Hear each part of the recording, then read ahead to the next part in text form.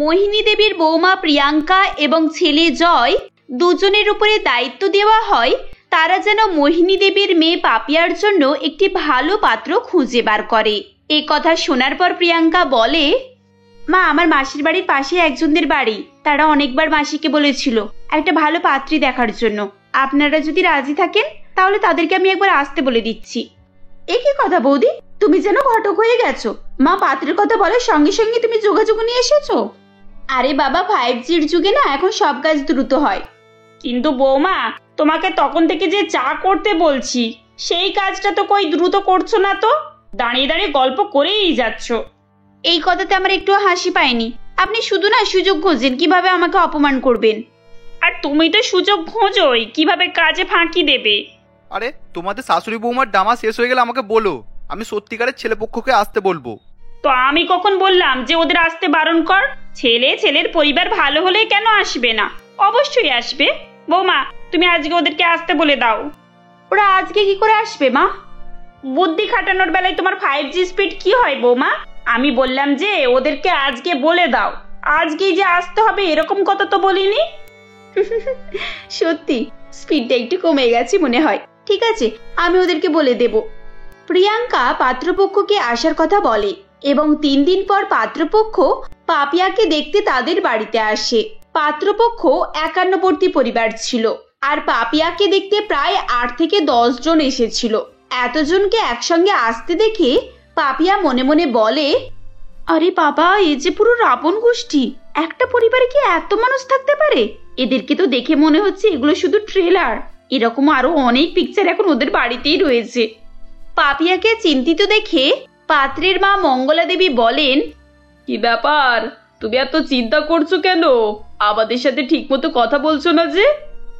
না না আন্টি, আমি কিছু চিন্তা করছি না। আসলে আমি একটু কম কথা বলি। বেশি কথা বললে না আমার মাথা ধরে যায়। তাই নাকি? এরই মধ্যে মাথা ধরিয়ে নিলে হবে? সবে তো দেখাশোনা চলছে। বিয়ে আস্তে আস্তে তুমি তো তোমার মাথা আর তুলতেই পারবে না। আরে আরে মাসিমা, ও তো মজা করে বলছে। আসলে আমাদের বাড়িতে তো সবসময় এরকম হাসি মজা লেগেই থাকে। এসব মাইন্ড করবেন না আপনি কিছু। না না, আমি কোনো কথাই মাইন্ড করছি না। আমি বুঝতে পারছি পাপিয়াই আর কি করেই বলছে, তাই আমিও একটু মজা করে নিলাম। মেয়ে তো আমাদের খুব পছন্দ হয়েছে।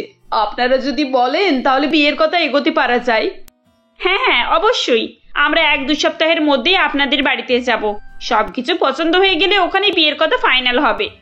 পাত্রপক্ষ চলে যাবার পর পাপিয়া তার মাকে বলে, মা, তুমি কি বলো তো? আমাকে না জিজ্ঞাসা করে তুমি ওদেরকে বলে দিলে যে তোমরা ওদের বাড়িতে যাবে। এটা কেন করলে মা তুমি? আরে এতে তোকে জিজ্ঞাসা করার কি আছে? পাত্রের পরিবার কত ভালো বলতো। আর পাত্রও তো প্রতিষ্ঠিত, ভালো ছেলে। আমাদের সবার খুব পছন্দ হয়েছে। তোমাদের পছন্দ হলে হতে পারে, কিন্তু আমার একটুও পছন্দ হয়নি। তোমার পছন্দ না কেন? ছেলে তো বেশ ভালোই আছে, শিক্ষিত, প্রতিষ্ঠিত, ভদ্র। অপছন্দের তো কোনো জায়গাই নেই। দাদা, আমার ভদ্র, প্রতিষ্ঠিত আর শিক্ষিত ছাড়াও আরো ডিমান্ড আছে। ছেলেটিকে দেখে আমার একটুও পছন্দ হয়নি। পাত্র একটু হ্যান্ডসাম না হলে আমি বিয়েই করব না। এইসব কি কথা? তোর আবার নতুন ডিমান্ড কোথা থেকে এলো শুনি? আমার যা বলার আমি বলে দিয়েছি। পাত্র যদি হ্যান্ডসাম আর সুন্দর না হয় তাহলে আমি বিয়ে করতে পারবো না। আর তুমি এদেরকে না বলে দাও, এখানে আমি বিয়ে কোনো মতেই করব না। বাড়ির সবার পাত্র পছন্দ হওয়ার সত্ত্বেও শুধুমাত্র পাপিয়ার আপত্তিতে এই পরিবারের সম্বন্ধটি ক্যান্সেল করে দেওয়া হয়। এরপর প্রায় 4 মাস কেটে যায়। অনেক কষ্টে সৃষ্টে মোহিনী দেবী পাপিয়ার জন্য আরেকটি সম্বন্ধ খুঁজে বার করেন। এবারেও পরিবারটি একান্নবর্তী ছিল, তবে পাত্র দেখতে শুনতে খুবই সুন্দর ছিল এবং প্রতিষ্ঠিত। পাপিয়াকে দেখতে এসে পাত্রের মা তৃষ্ণা দেবী বলেন, দিদি, আপনার মেয়ে তো বেশ ভারী মিষ্টি দেখতে। মেয়েকে আমাদের পছন্দ হয়েছে। আমার ছেলেও রাজপুত্র, দুজনকে বেশ মানাবে। কি বলেন আপনি? হ্যাঁ, মানাবে তো দারুণ। হে কথা 100% খাঁটি। বেশি খাঁটি হলে জিনিস মজবুত হয় না মা। পাপিয়া, তুই চুপ কর। আবার আগের বারের মতো বকবক করছিস। বকবক করছি না মা, সত্যি বলছি। যেমন বেশি মিষ্টি খেলে ডায়াবেটিস হয়ে যায়, সেরকম বেশি সুন্দর এক জায়গায় থাকলে কালো ছায়ের নজর লেগে যায়, তখন কিন্তু অমঙ্গল শুরু হয়ে যায় মা। তুমি এসব কি বলছো? কালো ছায়া, অমঙ্গল, নজর, কি বলতে চাইছোটা কি? দেখুন দিদি, আমার মনে হয় আপনাদের বাড়িতে কোনো সমস্যা আছে। আপনার মেয়ে হয়তো এই সম্বন্ধটা চাইছে না। আপনারা আগে ওর সঙ্গে ভালো করে কথা বলুন। আরে না না আন্টি, কথা বলার কোনো প্রয়োজন নেই। পাপিয়া তো একটু পাগলি আছে, এরকম বকবকি করে ও। পাগলি আছে মানে? পাগলি আছে তো নিজেদের বাড়িতেই বেঁধে রাখুন। আমার ছেলের গলায় ঝোলানোর চেষ্টা করছেন কেন? আপনারা কি ভেবেছেন আপনারা আপনাদের পাগল মেয়েকে আমাদের মাথায় চাপিয়ে দেবেন আর আমরা সেটাকে নিয়ে সারা জীবন বয়ে বেড়াবো? আন্টি, প্রিয়াঙ্কা তাদেরকে আটকানোর চেষ্টা করে, কিন্তু তারা কেউই সেখানে দাঁড়ায় না। এভাবেই পরপর দুটো সম্বন্ধ চলে যাবার পর বাড়ির লোকেরা পাপিয়ার উপরে খুব বিরক্ত হয়ে যায় আর বলে, তুই কি চাইছিস বলতো? এক এক করে প্রত্যেকটা সম্বন্ধ তুই নষ্ট করছিস। তো ভালো একটা সম্বন্ধ তুই হাতছাড়া করে দিলি। দেখো পাপিয়া, তোমার যদি কাউকে পছন্দ হয়ে থাকে তাহলে তুমি বলতে পারো, আমরা সেখানেই তোমার কথাই গোবো। এরকম কোনো কথা নয় বৌদি, আসলে আমি এত বড় বাড়িতে বিয়ে করতে চাই না। আমি জাস্ট একটা ছোটখাটো পরিবার চাইছি, যেখানে পাত্র আর পাত্রের মা থাকবে, আর কেউ না। এই দুজন মেম্বারকেই আমি সহ্য করতে পারবো, এর বেশি আমি আর পারবো না। কিন্তু পাপিয়া, এরকম ছোট পরিবার ভালো নয়। আমার কথার অর্থ হলো, এগুলো শুনতে ভালো লাগে, কিন্তু আদেও না এগুলো কাজের হয় না। এগুলোতে খুব বেশি হেডেক থাকে। এই কথাটা বৌমা একেবারে ঠিক বলেছে। পরিবার যত ছোট হবে বৌমাদের উপরে চাপ তত বেশি বাড়বে। তাই এইসব ভূত মাথা থেকে নামিয়ে দে মা। তোমরা কিচ্ছু জানো না মা, পরিবার যত ছোট হবে টেনশন তত কম থাকবে। আর আমি যে পরিবার চাই সেখানে যেন শাশুড়িও কোথাও না কোথাও সার্ভিস করে, ব্যাস, তাহলে তো আর ঝামেলাই থাকবে না। এখন আমি তোর জন্য এই ধরনের পরিবার কোথা থেকে খুঁজে আনি বলতো? সেটা তোমরা দেখবে, ওটা তো আর আমার দায়িত্ব নয়। পাপিয়ার ভাগ্য ভালো ছিল, কারণ 2 সপ্তাহের মধ্যেই তাদের বাড়িতে এমন একটা পরিবার আসে যাকে দেখে পাপিয়া মনে মনে খুব খুশি হয়ে যায়। তাদের পরিবারে কেবলমাত্র 2 জন সদস্য ছিল, মা এবং ছেলে। পাপিয়াকে দেখতে এসে পাত্রের মা রূপাদেবী বলেন, আমার বাড়িতে আমি আর আমার ছেলে রনক দুজনে থাকি। বাড়িতে একটা বৌমার খুব দরকার। বৌমা এসে গেলে আমাদের পরিবারটা কমপ্লিট হয়ে যাবে। সে তো 100 বার। বাড়িতে একা একা থাকেন, আপনার তো বিরক্ত লাগে তাই না? না না, বিরক্ত লাগার কি আছে? আমি তো সারাদিন বাড়িতেই থাকি না, আমি ব্যাংকে চাকরি করি। বাড়ি আসার পর একটু কীর্তন শুনতে চাই, এই করেই আমার দিনটা কেটে যায় আর কি। একই ছোট পরিবার, তার উপরে শাশুড়ি সার্ভিস করে। এ কথা শুনে পাপিয়ার আনন্দের ঠিকানাই ছিল না। সে বলে, মা, আমার এই পরিবারে বিয়ে করার ইচ্ছে, তুমি এদেরকে হ্যাঁ বলে দাও। আর তো অস্থির হওয়ার কিছু নেই, দেখতে পাচ্ছিস তো কথা বলছি। হ্যাঁ দিদি, সে কথাটা ঠিক। তবে আমার মেয়েও স্কুলে চাকরি করে, বিয়ের পরও কিন্তু স্কুলে চাকরিটা করবে। এতে আপনার আপত্তি নেই তো? আপত্তির আর কি আছে? আপনাদের মেয়ের যদি কোনো সমস্যা না থাকে আর ও যদি সবটা সামলে নিতে পারে, তাহলে আমার কোনো প্রবলেম নেই। দেখো মা, তুমি আর কোনো রকমের ঝামেলা করো না, আর কোনো প্রশ্ন করবে না। আমি এখানে বিয়ে করব, ব্যাস। কি ব্যাপার, আপনার মেয়ে আপনার কানে কানে কি বলছে? ও কি কিছু বলতে চায়?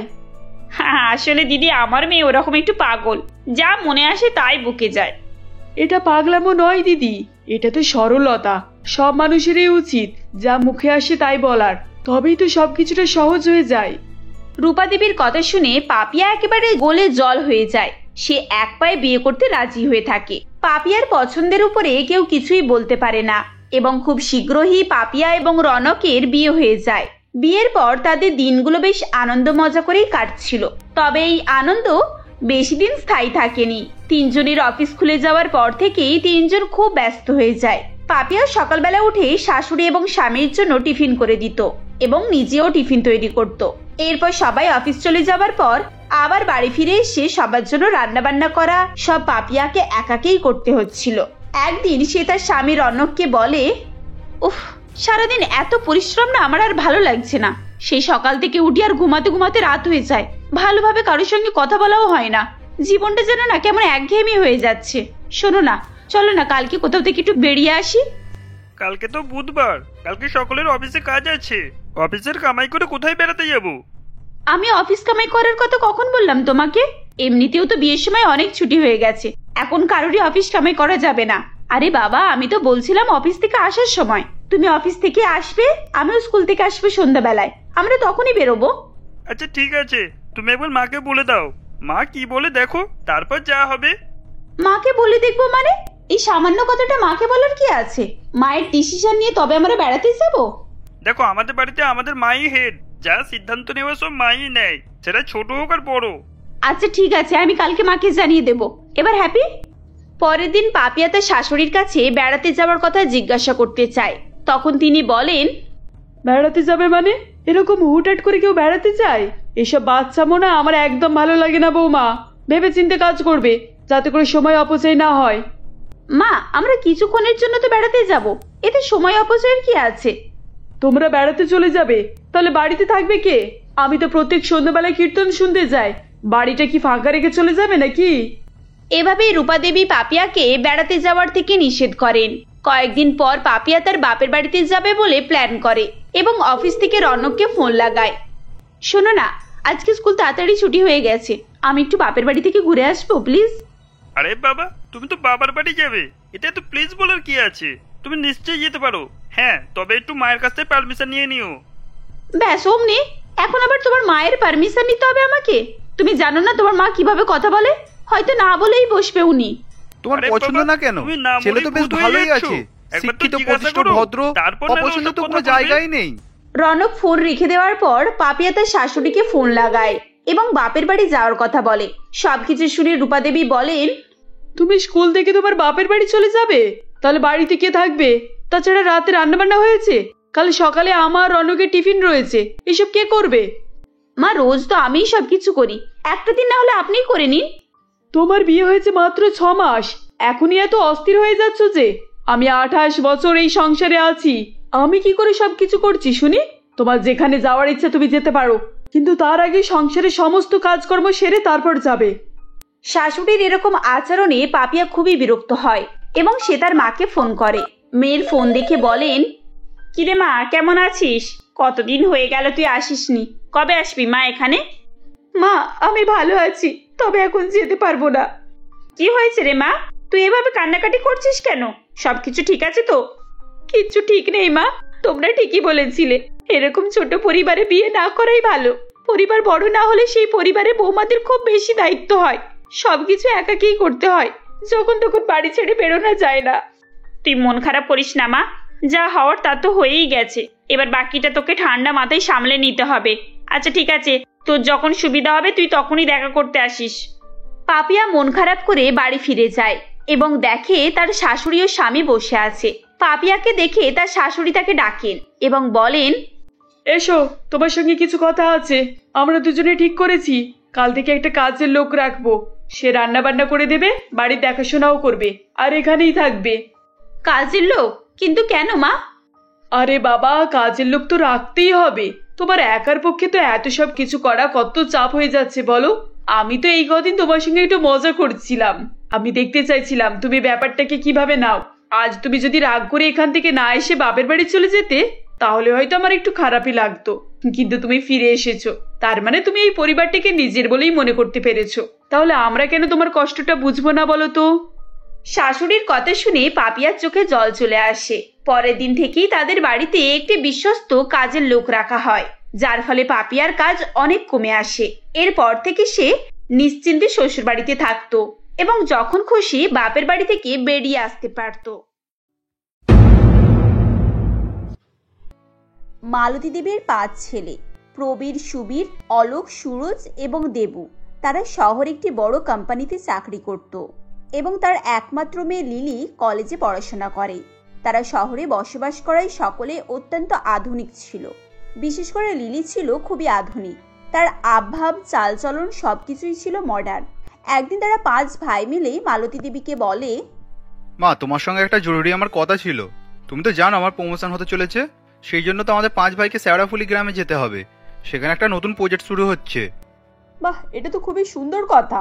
যাক, ঈশ্বরের কৃপায় দিন দিন আমার ছেলেদের কাজকর্মের বেশ উন্নতি হচ্ছে। তা তোমরা কবে যাচ্ছ? এই তো মা, কালকে আমরা বেরোবো। আমাদের খুব ইম্পর্টেন্ট কাজ আছে মা, তুমি আমাদের 5 ভাইকে আশীর্বাদ করো, আমরা যেন ভালোভাবে ওখানে কাজ করতে পারি।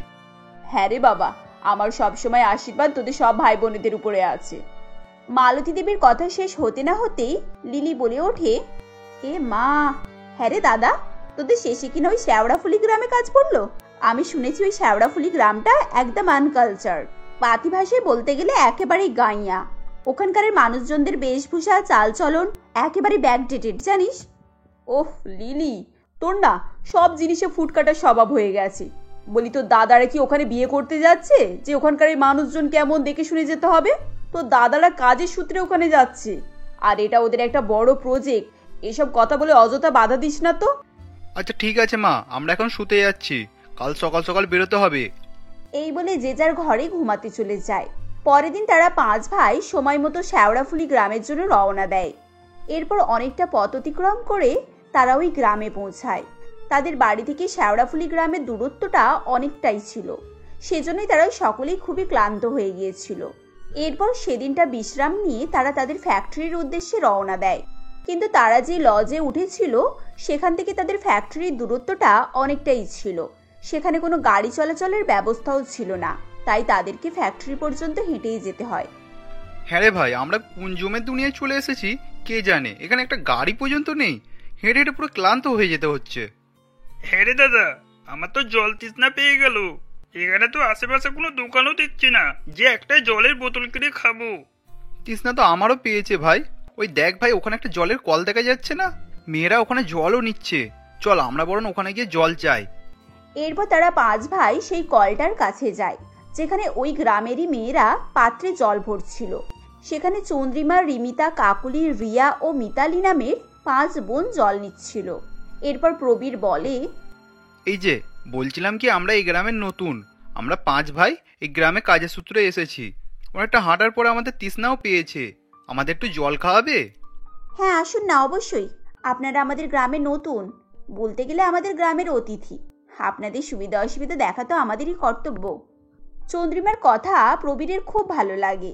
আসলে তারা 5 বোন যেমন দেখতে সুন্দর ছিল, তেমনই খুবই সংস্কারী। এরপর প্রবীর এবং তার ভাইয়েরা সেই কলে জল খেতে যাবে কি হঠাৎই প্রবীর পা পিছলে পড়ে যায় এবং তার জামা কাপড়ে কিছু একটা লেগে যায়। তাকে এরকম বিভ্রান্তে পড়তে দেখে গ্রামের অন্য মেয়েরা অনেক হাসাহাসি করতে থাকে, যেটা তাদের 5 বোনের খুবই খারাপ লাগছিল। এরপর, দাদা তোর লাগেনি তো? দেখো দেখি এটা কি। আরে দাদা, এ তো গোবর। এখানে গোবর কোথা থেকে এলো? সুবীরের কথা শুনে গ্রামের একটি মেয়ে বলে ওঠে, আরে তোমরা গ্রামে এসেছো আর গ্রামে গোবর লাগবে না, এটা কি হতে পারে? এটা গ্রাম, গ্রামে গরু গোবর এসবই তো থাকবে। আর এইগুলো তো আমাদের গ্রামের ঐতিহ্য, আমাদের গ্রামকে আরো সুন্দর করে তোলে। এত নোংরা কাপড় জমা পরে তুই এবার কি করে ফ্যাক্টরিতে যাবি? আর তো রুমেও ফিরে যেতে পারবো না, কারণ আজকে আমাদের প্রেজেন্ট ভিজিট আছে। আর তোকেও এখানে কিভাবে আটকে রাখি? তোর তো একার পক্ষে রুমে ফিরে যাওয়া সম্ভব না। হ্যাঁ, এখানে আমার কেউ চেনা জানাও নেই, তাদের ভরসায় যে তোকে রেখে যাব, কি মুশকিলেই না পড়লাম। তাদের ভাইকে এরকম সমস্যায় পড়তে দেখে রিমিতা তার দিদিকে বলে, এই দিদি দেখ, এরকম সমস্যায় পড়েছে বলে মনে হচ্ছে। এরা আমাদের গ্রামের অতিথি, এখন এদের এই বিপদ থেকে রক্ষা করা আমাদেরই তো কর্তব্য। হ্যাঁ রে বোন, ঠিকই বলেছিস, দাঁড়া আমি দেখছি কি করা যায়। বলছিলাম আপনারা যদি কিছু মনে না করেন, ওনাকে আমাদের বাড়িতে রেখে যেতে পারেন। আসলে আমাদের সামনেই বাড়ি, আর ওনার কোনো সমস্যা হবে না। চন্দ্রিমার কথা শুনে তারা 5 ভাইয়েই একটু স্বস্তির নিঃশ্বাস ফেলে। এরপর তারা 4 ভাই মিলে প্রবীরকে চন্দ্রিমাদের বাড়িতে রেখে যায়। এখন তারা 5 বোন প্রবীরের খুব যত্ন করতে থাকে, যেটা দেখে প্রবীরের খুবই ভালো লাগে। এরপর কাজ শেষে তারা 4 ভাই প্রবীরকে নিয়ে বাড়ি চলে আসে। এরপর তাদের 5 ভাইয়ের প্রায়ই চন্দ্রিমাদের বাড়িতে যাতায়াত লেগেই থাকে এবং তারা জানতে পারে চন্দ্রিমারা 5 বোন একাই ওই বাড়িতে থাকে। তাদের বাবা মা অনেক ছোটবেলাতেই মারা গিয়েছে। কয়েকদিনের মধ্যেই তাদের 5 ভাইয়ের চন্দ্রিমাদের 5 বোনের উপরে মন এসে যায়। তারা চন্দ্রিমাদের 5 বোনকে ভালোবেসে ফেলে। এমনই একদিন চন্দ্রিমারা প্রবীরদের 5 ভাইকে তাদের বাড়িতে নিমন্ত্রণ করে। চন্দ্রিমা, আমরা 5 ভাই তোমাদের 5 বোনকে একটা কথা বলতে চাই। আসলে আমাদের 5 ভাই তোমাদের 5 বোনকে খুব পছন্দ হয়েছে, আর কালকেই তো আমাদের শেওড়াফুলিতে কাজ শেষ হয়ে যাবে, আমরা শহরে ফিরে যাব। আর আমরা চাই আমরা 5 ভাই তোমাদের 5 বোনকে বিয়ে করে আমাদের বাড়িতে নিয়ে যেতে। আমরা সত্যিই তোমাদের 5 বোনকে খুব ভালোবেসে ফেলেছি, আর আমরা চাই না তোমাদের এইভাবে কষ্টে ফেলে রেখে যেতে। প্রবীর ও সুবীরের কথা শুনে তারাও খুব খুশি হয়ে যায়, কারণ তারাও মনে মনে তাদের 5 ভাইকে পছন্দ করে ফেলেছিল। এরপর তারা 5 ভাই তাদের 5 বোনকে বিয়ে করে বাড়ি নিয়ে আসে। বাড়ি ফিরে তারা কলিং বেল বাজাতে থাকে। এরপর লিলি ছুটে আসে এবং দরজা খুলে দেখে তার 5 দাদা এবং তাদের সঙ্গে 5টি মেয়েও দাঁড়িয়ে আছে। তাদেরকে দেখে লিলি বলে, এই দাদা তোরা চলে এসেছিস? কিন্তু হ্যাঁ রে দাদা, এই 5টা মেয়ে কারা? এরা কি বিচ্ছিরি রে, এদের গা থেকে কেমন গোবরের গন্ধ বেরোচ্ছে। এই 5টা গেও ভূতকে কোথা থেকে তুলে নিয়ে আসলি? আর এদের জামা কাপড়েরই বা কি হাল? আমার তো এসব দেখে বমি পাচ্ছে। লিলি, এ তুমি কি বলছো?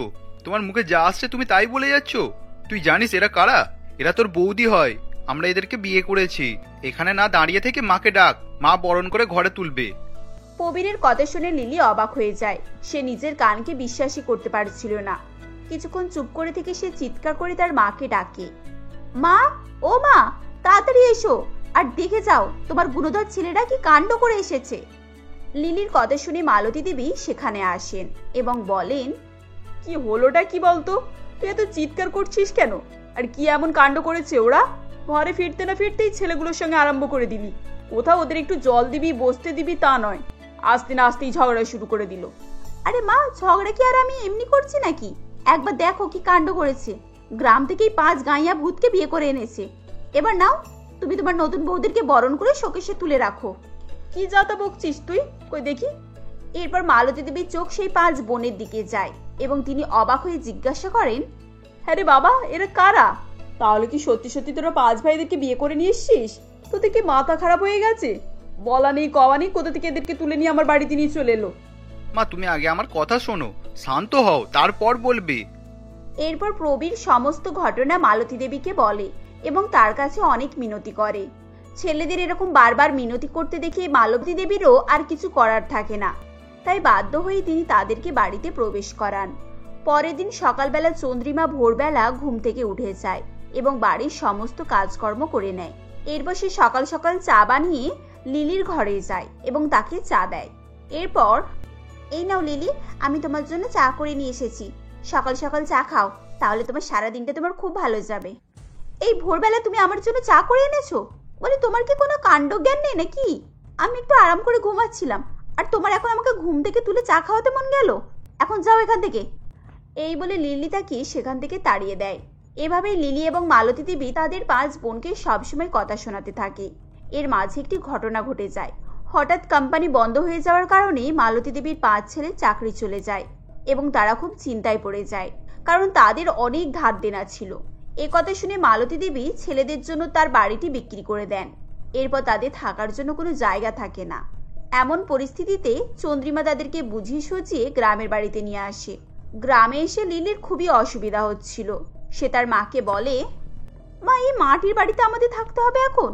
এই বাড়িটা তো চারিদিক থেকে ভাঙা, আর এখানে সবাই বাড়িতে গরু পোষে, তাই এখানে এত গোবরের গন্ধ বেরোচ্ছে। মা, এখানে কি করে থাকবো? দেখ মা, আমাদের এখন যা পরিস্থিতি তাতে এই বাড়িটা ছাড়া আমাদের কাছে আর কোনো উপায় নেই। বৌমাদের গ্রামে এই বাড়িটা ছিল বলে আমরা মাথা গোজা ঠাঁই পেয়েছি, না হলে এই হাড় কাঁপানো ঠান্ডায় রাস্তায় রাস্তায় দিন কাটাতে হতো। আর তাছাড়া গ্রামে যখন এসেছি তখন গরু গোবর এসবই তো থাকবে, এগুলো একটু মানিয়ে নে মা। পরের দিন সকালে রিমিতা পাশের বাড়ি থেকে বেশ কিছু গোবর নিয়ে আসে এবং তাদের বাড়ির সামনে জড়ো করে এবং চন্দ্রিমাকে বলে, দেখ দিদি, আমি নিতা কাকিমার কাছ থেকে এই গোবরগুলো এনেছি। অনেকদিন বাড়িগুলো গোবর দিয়ে নিকোনা হয়নি, ভাবছি আজ ভালো করে বাড়িটা নিকোবো। খুব ভালো কাজ করেছিস বোন, তুই আমাকে বলতে পারতিস, আমিও তোর সঙ্গে যেতাম। আরো কিছুটা গোবর আনলে ভালো হতো, বাড়ির চারিদিকটা পুরো করে দেওয়া যেত। কাল রাতে না ওদের খুব ঠান্ডা লেগেছে, আজকেই আমরা ঘরটাকে সুন্দর করে মেরামত করে নেব। তাহলে এখন চল না যাই নিতা কাকিমার ওখানে, ওখানে অনেক গোবর আছে। কাকিমা বলল তোদের যত ইচ্ছা নিয়ে যা, আমি তো একা এতটাই আনতে পেরেছি। রিমিতার কথা শুনে চন্দ্রিমা তার সঙ্গে নিতা কাকিমার বাড়িতে যায় এবং দুজনে মিলে ধরাধরি করে অনেকটা পরিমাণ গোবর আনে। এরপর তারা 5 বোন মিলে ভালো করে গোবর দিয়ে সারা বাড়ি নিকিয়ে দেয়। বাড়ির ফাটা দেওয়ালগুলো মেরামত করে, শেষে বাড়ির চালেও গোবর দিয়ে ঢেকে দেয়। মালতী দেবী বাইরে থেকে তার বৌমাদেরকে বলেন, বৌমা, তোমরা এই ঠান্ডায় বাড়ি নিকোচ্ছ, তোমাদের তো হাতে ঠান্ডা লাগবে। এদিকে লিলি ঘুম থেকে উঠে গোবরের গন্ধ পায় এবং চিৎকার করে বলে, মা, এত গন্ধ কোথা থেকে বের হচ্ছে? আমার তো দম বন্ধ হয়ে যাচ্ছে। তুই কি শুরু করেছিস বলতো? গ্রামে তো এরকমই হবে। এখন আমি তোর জন্য 5 স্টার হোটেলের ব্যবস্থাও করতে পারবো না। একটু বাইরে বেরিয়ে দেখ, তোর বৌদিরা বাড়িটাকে কি সুন্দর মেরামত করেছে। এরপর লিলি বাইরে বেরিয়ে এসে অবাক হয়ে যায় এবং বলে, এ কি, তোমরা 5 বোন মিলে তো এই বাড়িটাকে গোবর বানিয়ে ফেলেছো। আমার তো মনে হচ্ছে আমি বাড়িতে নয়, গোয়ালে বসে আছি। এজন্যই তো বলি, এত বাজে গন্ধ কোথা থেকে বের হচ্ছে। লিলির কথা শুনে রিমিতা বলে, লিলি, এখন কাঁচা আছে বলে একটু গন্ধ বেরোচ্ছে, সারাদিন রোদ লেগে শুকিয়ে গেলে আর একটুও গন্ধ থাকবে না। আসলে কাল বাড়িটাতে অনেক বাতাস ঢুকেছিল তো, তোমাদের তো ঠান্ডায় কষ্ট হয়েছে। আজ আর কষ্ট হবে না দেখবে। কি জানি বাবা, তোমাদের যা খুশি তোমরা তাই করো। মা, আমি একটু বাইরের দিকে বেড়াতে যাচ্ছি, এই গন্ধটা কমলে তবে আমি বাড়িতে ঢুকবো। এই বলে লিলি বাইরের দিকে চলে যায়। এদিকে সারাদিন রোদে শুকিয়ে বাড়িটি ঝকঝকে হয়ে যায়। সেদিন বাড়িতে একটুও বাতাস ঢোকে না এবং গন্ধও ছিল না। রাতে সবাই খুব আরাম করে ঘুমায়। এভাবে বেশ কয়েকদিন কেটে যায়। একদিন প্রবীর বলে, এইভাবে আর কদিনই বা কাটবে? সংসার চালাতে গেলে কিছু না কিছু একটা ব্যবস্থা করতেই হবে। এখন যে আমাদের পরিস্থিতি, তাতে আমরা শহরেও ফিরে যেতে পারবো না। প্রবীরের কথা শুনে চন্দ্রিমা বলে, আমরা যদি ধার করে কোনোভাবে দুটো গরু কিনে ফেলতে পারি তাহলে আমাদের সংসার চালানোর সমস্যা থাকবে না। গরুর দুধ বিক্রি করে, ঘুটে বিক্রি করে মোটামুটি আমাদের সংসার চলে যাবে। কিন্তু চন্দ্রিমা, দুটো গরু কিনতে গেলে তো অনেক টাকা পড়ে যাবে। আমাদের কাছে এখন তো অত টাকাও নেই। এমন সময় মালতী দেবী বলেন, বাবা, আমার এই সোনার চুড়ি দুটো নিয়ে যা। এগুলো তোর বাবা আমাকে তৈরি করে দিয়েছিল, খাঁটি সোনার তৈরি। এগুলো বিক্রি করলে অনায়াসে দুটো গরু কেনা যাবে। এরপর পরের দিন প্রবীর সেই চুড়িগুলোকে বিক্রি করে দুটো গরু কিনে আনে। তারা 5 বোন মিলে প্রত্যেক দিন গোবর দিয়ে ঘুঁটে দেওয়া শুরু করে এবং সেই ঘুঁটে শুকনো হলে 5 ভাই মিলে সেগুলো বাজারে বিক্রি করে। ঘুঁটে বিক্রি করে এবং দুধ বিক্রি করে ধীরে ধীরে তাদের কিছু টাকা পয়সা জমে যায়। এরপর দেখতে দেখতে তারা আরো কিছু গরু কেনে আর এভাবেই তাদের সংসারে উন্নতি হতে থাকে।